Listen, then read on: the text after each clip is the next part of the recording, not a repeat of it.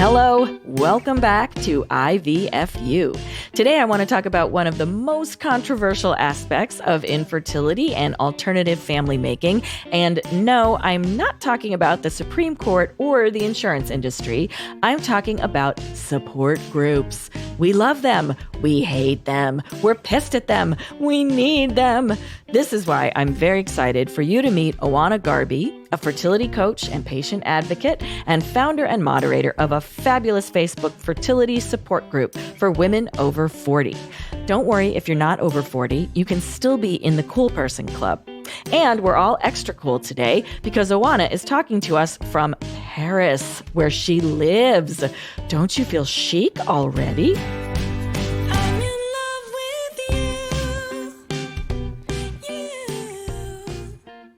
If someone would have told me like 5 years ago that I would be here today, I would say, get out of here. Impossible. Because of course, infertility is super harsh on everyone and it's a shock for everyone. I mean, nobody expects ever to be infertile, you know? Right.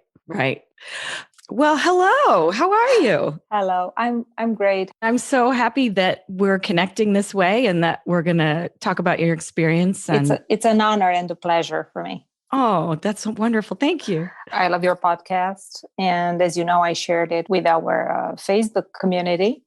And apparently you were already known because some of them said that they listened to you before. Oh, fantastic. And those who didn't said, oh, that's great. Thanks for sharing. So, oh, I'm so glad. You pushed the right button. Well, I'm so glad because the reason I created it is when I was going through it, I wasn't finding the right buttons. And so this is basically the podcast I wish I'd had when I was going through it. So, and that's why I think I connected so much with your Facebook group too, because I just find it fits me really well. I don't know how else to explain it, but I feel like, oh, these are my people. I think it's because of the age, because, you know, that's why I created this group, which is a group for trying to conceive over 40, because I actually needed to relate to people who are were in the same boat with me. There is something when you're like, 25 or 30 and you know that you have another maybe 10 years ahead of you to start trying. And there's something else when you realize you want to have a baby and you're 42 and now your clock is really ticking. It's apart from the heartache and the heartbreak and, the stress, the financial stress, emotional and everything. There's also the pressure, that the lack of time puts on you. So that's why we have so many members who say, I'm so happy I found this group because I can totally relate, to people here. I think it's important. Just like you said, I wanted a group like that and there was none. So I had to create it. I had to create the right button to push. Well, we should say the name of your group. It's TTC, Trying to Conceive Over 40, Get the Golden Egg. Exactly. And get the golden egg is all one word. So you have to make sure you look carefully for these things. True. So I just wanted to back up a little bit. You told me in our emails that you didn't choose to get involved in this. Well, first of all, let's describe what you do in the world. So I'm a patient advocate and a fertility coach. And just like you said, and just like I told you in my emails, it's kind of like I didn't choose this path. It chose me. I'm a journalist. When I was in television, I was a news anchor. When I used to live in Romania, I'm Romanian originally. And then at one point, I just went out of television and I started working in communication. And at one point, 11 years ago, I was left widowed. Oh, wow. And I had 2 kids from this marriage. And when you lost your husband, how old were your kids? When I lost my husband, my son was 13 and my daughter was not even 9. They were young, Yeah. And that's a lot of loss to be processing at that time too. Yes, it was difficult. Yeah. It was a very difficult moment. It was difficult for me and for them, because I kind of carried my own grief and theirs too, like any mother. And I just decided I wanted to, to start life over. So I decided to move to France. Of course, everyone told me, you're crazy. Where are you going? You're leaving everything here. I just needed to breathe. So I came to France and here I eventually met someone else. And that someone else is now my husband. So we said, okay, we're going to have a baby. I was 39 at the time. I got off the pill. I got pregnant first month of the pill. I never had any infertility issues. My kids were not even planned or something, to be very honest. I didn't even know what an ovulation test was back then. It's not that I was ignorant or something. I didn't need it, so when you don't need it, I had no idea there was such a thing as Facebook groups for infertility. These things, you look for them when you need help. When you don't need help, you're not there. It's just as simple as that. Right. So we got pregnant, and we lost the baby. And of course it was very traumatizing because I was already 16 weeks along. So, you kind of think you are out of the woods, you don't expect this to happen. And this is how I started going on Facebook, to find community groups. I was 40. And I mean, literally these groups, they helped me push forward. I found so many stories that gave me hope. It's fantastic just to know that you're not alone, because regardless if you have a supportive spouse, which, okay, you may have, it's not the same thing as talking to another woman and talking to another woman who's been through the same thing. And it kind of leads back again to the idea of the age, because if you were 29 when that had happened, you would think, well, I can try again. It's still horribly painful and emotionally very traumatic, but time is on your side. But the older you get, you don't have those tries anymore. Yeah. Of course, I was beginning to get, to get stressed because, oh my God, 35 is already late. 40 is almost impossible, which now, of course, I know it's not true, but back then I didn't know that. So I was putting a pressure on myself. I can't even begin to tell you. Yeah. So I went and I checked my MH and it came back. Oh my God, it was 0.2. It was like, I've lost 4 pounds over that weekend. That's how much I cried. Yeah. That's the end of it. I can't have any children anymore. I didn't know, I didn't know. If only I had someone like me today to tell me it doesn't mean anything when you're trying naturally, because regardless of what your AMH is, if you're still ovulating 1 egg a month, you still have the chance to catch the good egg. Right. Exactly. It's so hard. It's that combination of setting expectations, sort of managing expectations, but also managing hope. And I think it's important to try to find a balance, or sometimes we just ricochet back and forth between those two things. Yeah, exactly. So what did I do? I found a specialist and I went directly to IVF because again, another cliche, IVF is going to help you get pregnant. If you do IVF, oh my God, you're going to get pregnant. You're going to have twins. Mind you might have triplets. Again, not true, but I didn't know that. So it was kind of turmoil that started, and I got caught in it. I just went down the rabbit's hole. Mm-hmm. And now if you ask me, I believe that I've lost 2 years of my life doing IVF, and I was useless. I just couldn't work anymore because I was tired all the time. I was pretty much useless at home. Whenever I would start a new cycle, my kids would tell my husband, oh my God, mom's starting shots again. We have to hide. So I ended my IVF war in November 2016. Yeah, so 2 years and a half. Yeah, so half of your first 4 years together, you were dealing with this incredibly emotional roller coaster. Yeah, absolutely. I was this horrible person with a swollen belly, bruised and swollen belly, Right. And it's funny, as you're talking, we're on Zoom, but without our video, but I see your lovely picture and here you are with your husband. You guys look very happy and loving in your photo, and you're very put together. You look beautiful. And then, to juxtapose that with the images that you're expressing, which we've been through, right? Where this turmoil that you're in. Oh my God. I had, moments during my cycles when my husband would leave for work in the morning and kiss me goodbye and come home at 7:00 in the evening and find me in bed in my pajamas. Yeah. I just couldn't leave the bed. That's how, I don't know. There were cycles, depending on the protocol, of course, that would just crush me. Mm-hmm. It's horrible. Well, and it's not always the drugs too. It's also the cumulative effect of the failures and the stakes get so high, you can't even believe how high you thought they were high the first time. And then the eighth time, you're like, this is insane. Like, exactly. I mean, I've always compared, this infertility journey a little bit with loss of someone you love, because actually it made me see in all colors. Like at the beginning, I was the first time when I got my negative result, I was very sad, but then I was angry, but then I was, I was in despair. And then I was frustrated. And then I was jealous on everyone else getting pregnant around me. So, oh my God, it just turned me into a monster. And I just wanted a little bit of peace, I wanted to not feel the need to pursue it anymore. Yeah. Yeah. I think what's so important to keep in mind too, as we go through this experience, is it's okay to find the place that gives you comfort, even if that means rejecting other places that don't give you comfort. So that's what I did. And that's how this is how this group was born, my group. And I started a blog and I started writing articles about infertility. So it just grew on me. And, when I started this journey, it's not that I needed someone to tell me adjust the doses or, change the protocol. It's that I would have wanted to have someone next to me to tell me not to stress that much about certain things, to tell me that there are other options that I can use, to tell me that IVF is not always the solution. Because if you end up in a fertility clinic, they're most likely going to tell you that you have to do IVF.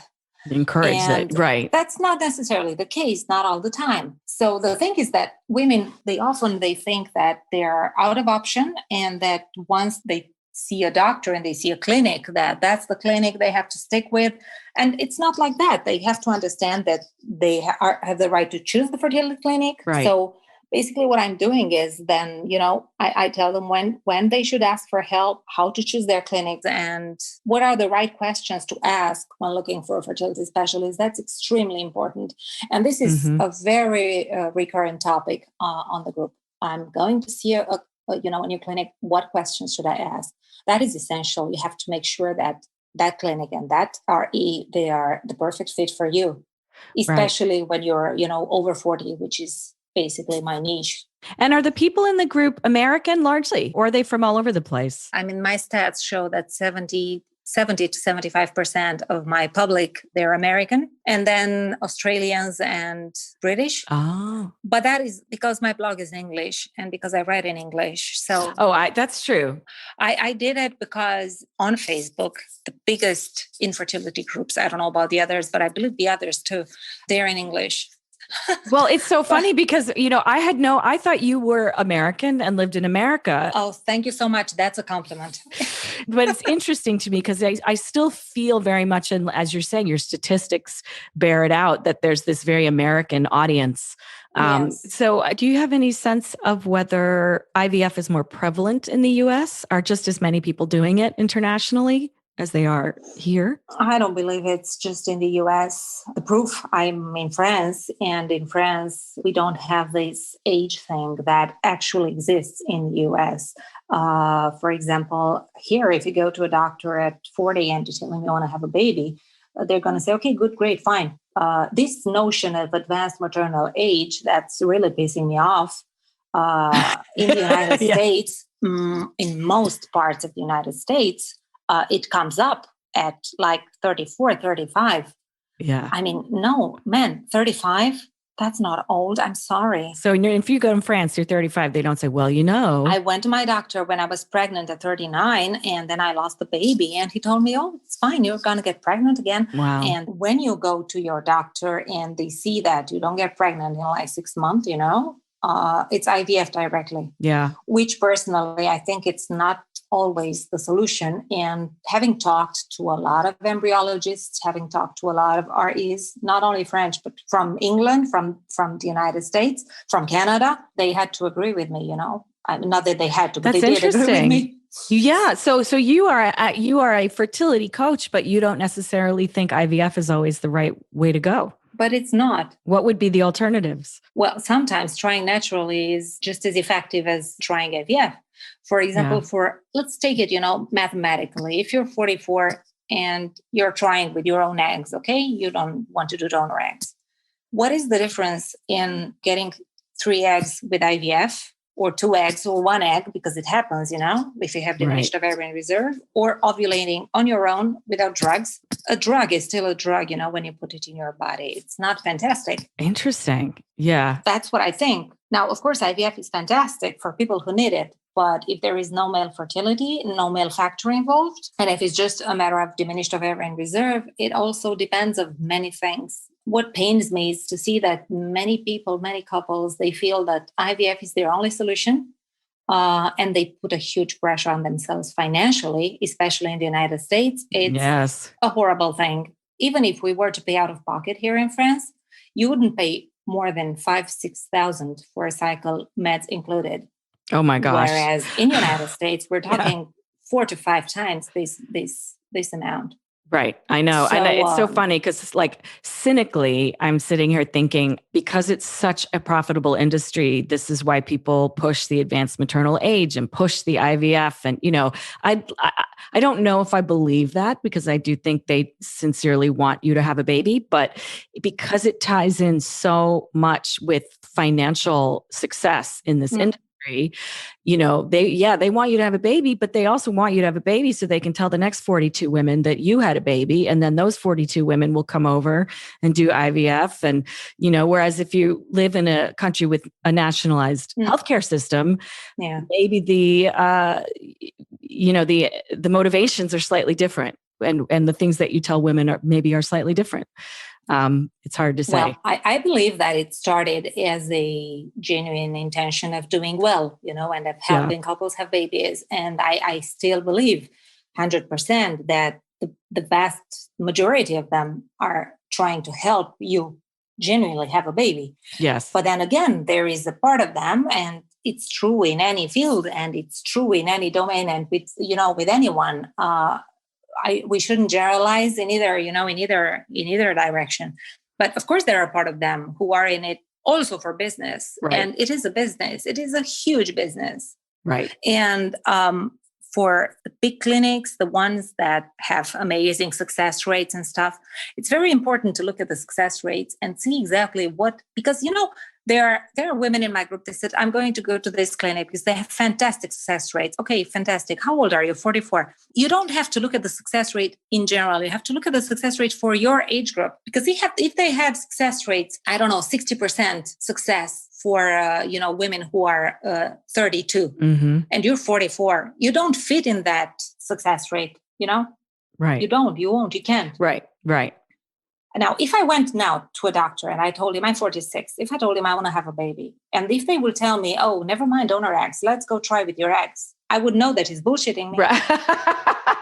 I was wondering how that sentence was going to end, because I was like, where is this? Well, yes. Because I would know that it's not true. Right. That maybe he would just, say, yeah, let's do 5-6 cycles, because anyway, at your age, what can we expect? 2-3 eggs per cycle? Right. IVF is still a game of numbers.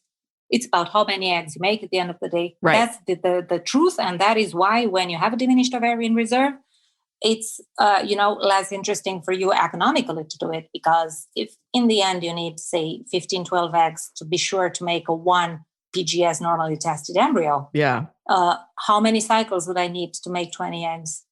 4, 5, Right.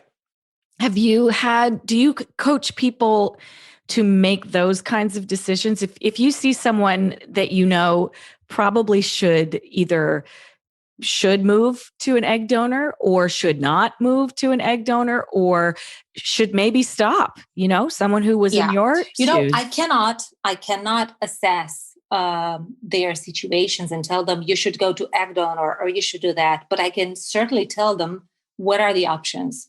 Mm-hmm. What are the options, so they can go to the doctor and discuss the options based on numbers, based on studies, because some of them, they don't know their options. Right. I've had clients who are 36 and they were turned to donor eggs. I was like, 36, you go to donor egg? Gosh. Why? Yeah. Why? And do you have insurance? Yes, I do. Covering IVF? Yes.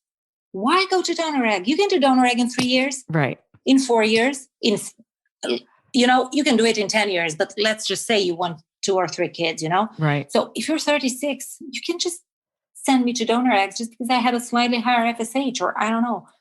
Yeah. You just have that much time to try with your own eggs. 2 or 3 years, go with your own eggs. Try it, especially if it's covered, if you can afford it. Now, if you can't afford it and you're telling me that, well, I have this kind of money and I have to, it's like a casino. Do I put it on red or do I put it on black? Right. All of it. Exactly. Now, oh if my you God. tell me this, then I'm going to tell you probably it's better to go for egg donor if you're okay with it in your head. But you know what? Most of them, they're not okay with it in their head. And it's an endless suffering. What am I going to do? What am I going to do? Yeah. So you don't have to do anything, that you're not okay with. Yeah. Yes. Have you coached people when it's time to stop? Not that you're telling them to, but are there people who've come to that moment where they just think, yes, I'm done, yes, and they need to start to many heal? times, because again, most of my clients, they are over 40 and, you can't help it. But this idea comes up. When am I going to stop? Right. And to be honest, the best example that I can give them is myself. I couldn't stop myself. If it were after my husband, if it were for my husband, he would have stopped a long time ago because he saw me struggling a lot, Yeah. But I just couldn't. It was every time that's it, I'm going to stop. And then I would have a negative and I was like, oh my God, but what if the next cycle is successful? Right. I just couldn't detach. And how did you? Then at one point, I just don't know how, it just came upon me. Mm-hmm. One day I was like, I just can't do this anymore. Mm-hmm. I can't. I have to get my life back. I have to start working again. I have to start, doing my hair again, putting makeup again, feeling like doing these things. Mm-hmm. I have to enjoy my kids, to enjoy my husband, to go on holiday. We put all our lives on hold. Always. Yeah. Always. I know. It was horrible. It was just horrible. I was in chains. Yeah.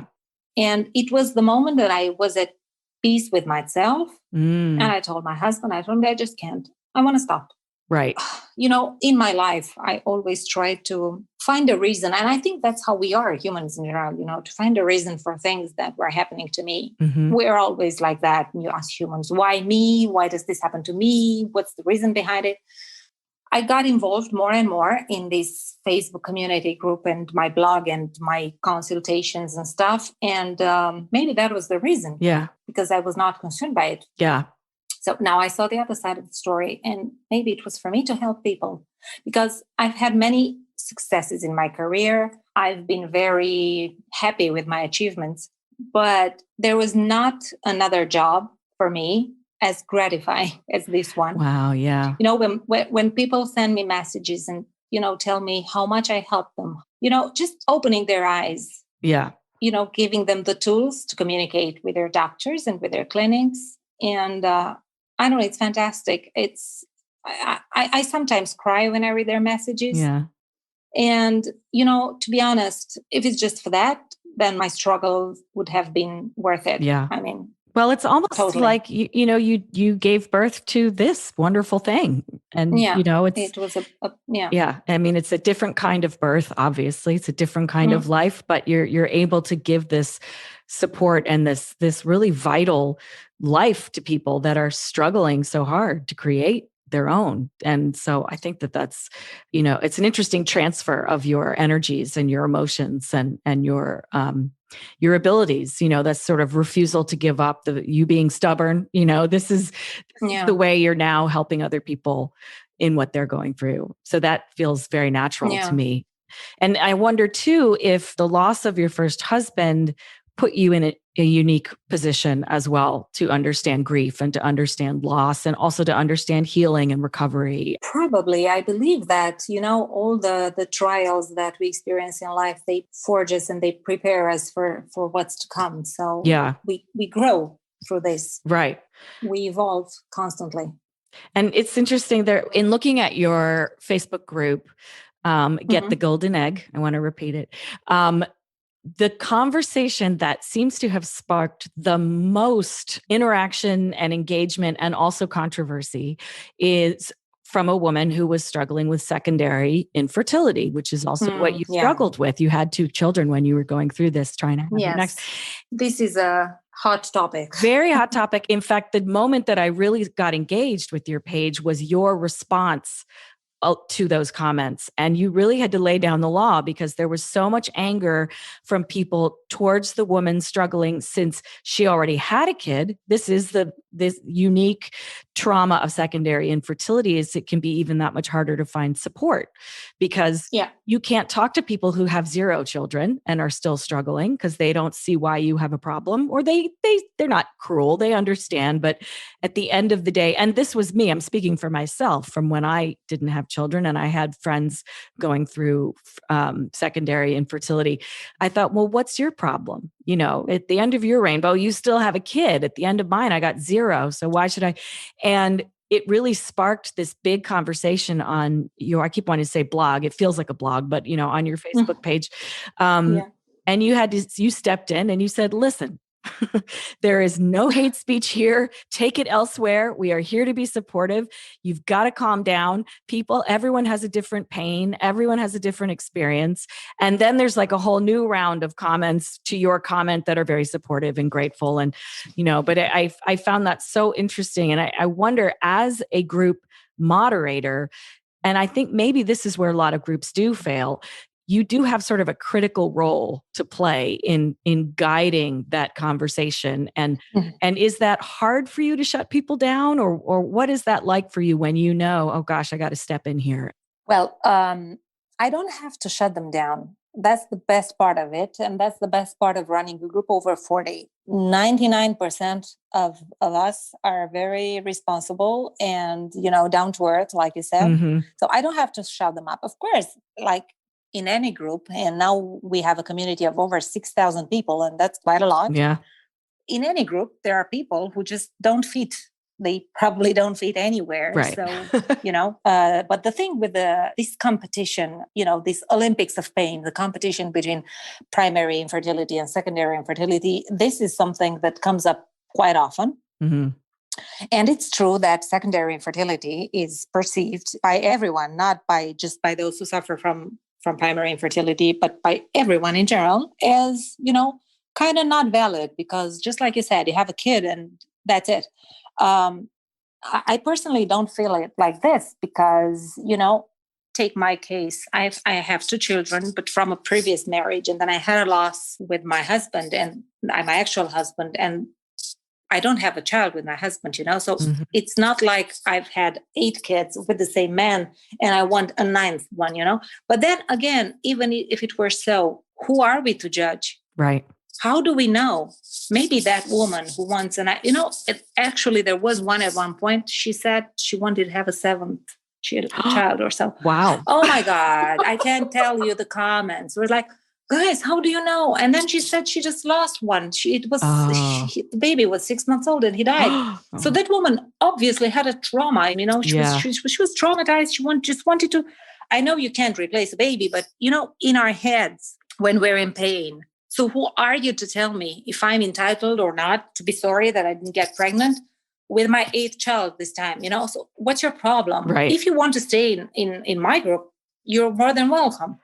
But just don't come here and tell me that my pain is not valid, because I won't take that. Right. And I'm just wondering, as we go through this experience, we see the 26-year-old who made 40 eggs and it triggers something in us, right? And like my current thing is, even though I have a child, when someone gets pregnant naturally, like kind of easily, I'm still a little bit upset. I'm not upset for them. I'm just like, Yeah.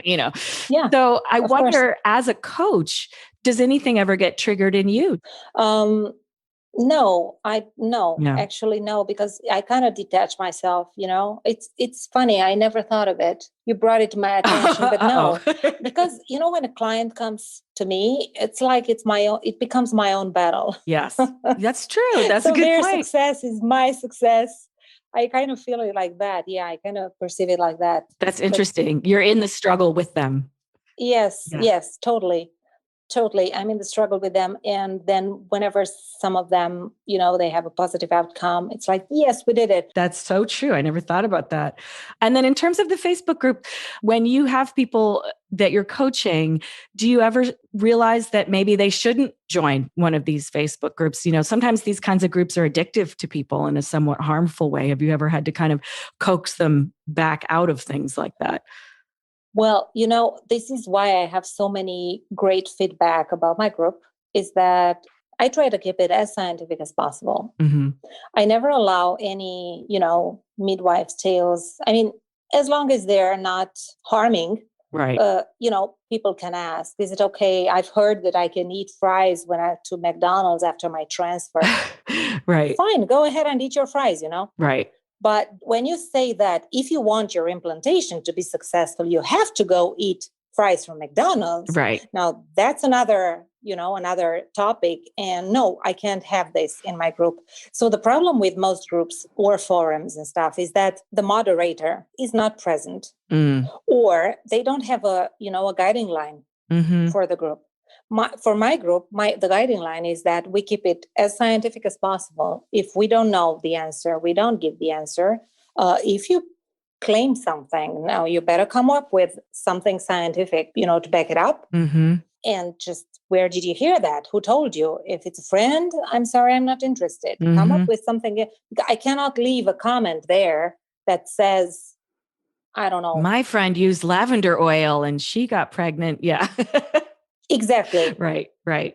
And fantastic that she got, but yeah. It's fantastic, but you can't say this, that it's for a fact. We know that this is lavender oil is what gets you pregnant. No, it's not. Right. Nothing. There is no guarantee. So I try to keep it as scientific as possible. Mm-hmm. Well, and it's interesting because I think that's a lot harder than people might think, because this is a world where everybody wants it to work. Everybody wants to think of any possible solution to help someone have a baby. And if they know someone who drank pineapple juice and had a baby, they want to share that. I do think it comes from an honest, good intentioned place, but it can often actually be very harmful, because we wind up drinking pineapple juice straight for 6 months and then we still have a pregnancy fail and we're in despair but I drank pineapple juice. And overweight for drinking pineapple juice for 6 months straight. Pineapple juice, making themselves sick. Yeah, in fact, it's funny. I saw a post, I think it was last night, of someone on your page who has just gotten pregnant, over 40, and is asking people about supplements to help the pregnancy. And that's one of those moments where you wonder. Yeah, I know the post. Yeah. And so so let's talk about that one. I'm not calling anyone out, but what are your feelings about a post like that? Because it's an honest question. They want to do as much as they can to keep this going. I replied, actually. Oh, okay. I didn't see your reply. I replied and I told her, congratulations. Actually, I replied first, and then the second reply said, by the way, congrats. I felt you weren't supported so I had enough. to reply first. Yeah. So I replied and I told her, once you're pregnant, the only thing that can actually help you stay pregnant is progesterone, if you don't have enough. Other than that, there's not much you can do. And even progesterone, which is, essential for pregnancy. If, for example, your pregnancy is bad, like, a chromosomal issue, which for now you can't know because she just found out yesterday when she posted. Or if you're having other issues like clotting issues or autoimmune issues, or I don't know what kind of other issues, progesterone is not going to help you.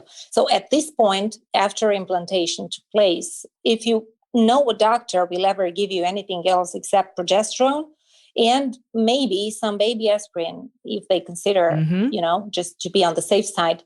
Other than that, there's not much. What kind of supplements? You just can keep on taking your prenatal and right. And I want to turn back to you for a little bit. When you had your first two kids, and as you say, it happened pretty easily. Did it ever occur to you that other people have trouble? Did you have any kind of awareness of this world? Yeah. No, I didn't. No, frankly, to be honest, no. No, I didn't. Yeah. I didn't acknowledge that. But I think it's like you were saying, when it's not happening around you. Yeah. You of course, you hear that couple over there, they struggle to have kids and they couldn't, and they say, oh, poor them and stuff. But then it's not your struggle. We don't. Exactly. Yeah.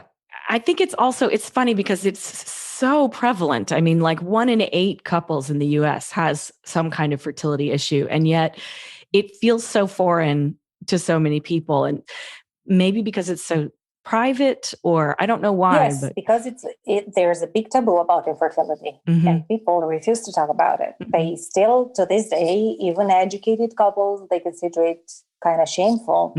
We are perpetuating, an old idea that, if you can't have kids, you are somehow flawed, or I don't know, which is stupid, because it's totally not a child that's going to make you worthy of living on this planet, Right. I mean, there are so many people who have children and they are worthless, and there are so many people who can't have children and they are fantastic human beings. So I don't think a kid is a guarantee of you being a good person, Right. I think it's also that our culture, maybe, I don't know, in the Western world or in the human world, is so, mother focused. It's just considered to be normal. They don't sell dishwashing detergent to women over 40 living on their own, having a career. They sell it to moms and dads and people with kids. And, so everything is kind of built that way. And I think that we just absorb that, whether we want to or not. Absolutely. And I've had, more often than not, women on my group being depressed, like really depressed, and saying, I can't wrap my head around it. All I ever wanted was to be a mother. If I'm not a mother, then what am I? And if I don't have kids, then I would have lived for nothing. Yeah. And I feel it's very sad to think like that. And I always tell them, guys, the simple fact that you are able physically to procreate doesn't turn you into a better person. And the fact that you can't, it doesn't make you a bad person. So how can you feel like that? Right. There are so many women who made history and who didn't have children. Right. It's not about giving birth. You can be a fantastic mother if you adopt a child. I mean, I can understand the need of having a biological child, but having a biological child does not mean being a mother. A mother is the one who raises you. Right. And then in terms of your coaching, on your website, you describe yourself basically as a control freak who hates to be told what to do, which I can fully relate to. So it must have been interesting when you were going through your fertility struggles, because people constantly tell us what to do. Do you think becoming a coach is partly maybe a reaction to that as well? As you want to do it better than those people did for you? Like when people would say, "Oh, sleep on your left side. That's how the egg will." Yeah. Did you get all of that stuff? The famous fertility tips. Right. The one that I love most is relax and it's going to happen. I love that one. It's fantastic. The number of times I've heard it from my own family, no less. I think that people just, kind of have this tendency of repeating what they hear others saying, Right. And so that's horrible. It's horrible. I hate fertility tips from family. Relax, wear socks. I got that. Pineapple. Yeah, the pineapple thing. I am mystified by the pineapple thing. I just learned that this year. I never even heard that before. See, I could have had a kid. It would have all worked out if I'd eaten pineapple. Yeah, well, it says that actually the pineapple core contains a substance that might help with implantation, uterine flow. Personally, I believe that in order for it to make a real difference, you would have to eat huge quantities. Right. But I like pineapple. So if you want to eat pineapple core, just by all means go and eat it. It's not going to harm you. Right. I had a post on Instagram a few days ago, the thing with put your legs up. Yes. After intercourse. So that this is a myth. Yeah. There is no scientific proof that it ever works. First of all, that if you put your legs up, your pelvis is still going to be, unless you lift your pelvis too. Right. So that you're like kind of in the Trendelenburg position with the pelvis higher than the head. But then again, you don't need to do that because the sperm has a fantastic ability of running up your tubes before, you get out of bed. Right. So it's a myth. But if you want to do it, by all means, go do it. It's no harm. It's not. It is not harmful. Right. It's just you don't have to take it, as a rule, as a scientific fact, as a scientific fact, and as a rule. And don't count on it. Right. No, absolutely. Well, and that's the problem is that's why we wind up trying absolutely everything that people send us because it can't hurt. So, if I need to, inject tofu into I guess that could hurt if I put tofu in my veins. Don't do that. No, and you have to take care. We have to take care with tofu because it's related to estrogen, and you don't want an estrogen dominance when you're trying to get pregnant. That's true. So that's a good one. Tofu in limited quantities. Limited quantities, right? That's true. Plus, it makes you fart. So I just have one last question, which is there anything else you'd like to share? If there's anyone maybe considering going into coaching, or anyone looking for the right Facebook group, or anything else you feel you'd like to tell people. And then how do we find you? Well, they can find me by going directly on my website, which is www.getthegoldenegg.com. Getthegoldenegg.com. Yep. Yeah. Okay. It's your platform. Well, about Facebook groups, I think the best is to shop around, to enter as many as you can, and then you will just get out of them. Yes. As you discover they're not for you, and you will just stick with the ones that you really believe bring you value. As for coaching, I believe it is when you feel overwhelmed and you feel like you lost your north and you don't know where to go during your infertility journey. I think some coaching and a patient advocate on your side might help you see the light. Mm-hmm. Of course, a patient advocate, a fertility coach, they can't guarantee you're going to get pregnant. That's not the point. I've seen fertility coaches having a money-back guarantee. I mean, if an RE cannot guarantee you a baby, a fertility coach surely can't guarantee you a baby. Right. This is bullshit, really. But they can help you, they can offer you a shoulder to cry on and be the clear mind behind you, because when we're in the fertility journey, when we're the main characters, we're biased and we can't always see, right from wrong. We're just kind of lost or too passionate about it. Do you find yourself doing any research for your clients? Like they just feel overwhelmed and the doctor said this, and this. I always do research for my clients. But that's about it. That's a huge additive. Yeah, exactly. Yes, yeah. That's about it. I do the research. I help them communicate with their clinics, but how? By helping them ask certain questions that I can see from their previous communication with a clinic that they have been overlooked, and they're important to understand where exactly you're going and what are your chances and what are their options you might have. So I do the research, and every time I send them back to their clinics and to their REs, I send them back with homework, and they usually go with the list. This is something that some REs don't like, because my REs didn't like it. But I couldn't care less. Yeah. The main purpose is that you as a patient, you are informed, you are educated, and you go there and you discuss your situation and your life and your health, knowing what you're talking about. And also so many people are afraid to take up too much of their doctor's time, or to question something. And I think having you holding them up from behind probably helps them stand up for themselves more. Yeah. When I would go to see my REs in the beginning, when I was new to all this, I was like, head down. I could barely, dare to lift my eyes. Yeah. And whatever he would say, it's like the gods were talking to me. And then I was like, why the heck? I'm paying him. Yeah. Mm-hmm. If you go to your doctor and you want a cup B pair of boobs, and they insist on cup E, because that's how he sees you, with a cup E. And you're like, oh my God, they're huge. I'm not comfortable with the idea. They say, no, take the cup E. Are you going to pay $20,000 to pay for a cup E that you're not comfortable with? I'm sorry, but it's the same with fertility treatments. If you're not happy about the way they're treating you, just remember this, you're paying, and you don't have to buy anything you're not comfortable with. And we know how important boobs are in France. So this is a very important metaphor. Yes. In France, why? Because they're not important in America. I think people in America think people in France just go around topless all the time.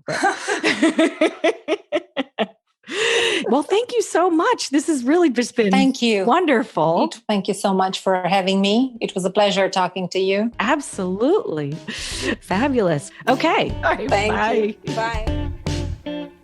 Thanks for hanging out with me and Oana. If her Facebook group sounds up your alley, find them at Get the Golden Egg, all one word. And reach out to Oana if you're in need of help figuring out your next move.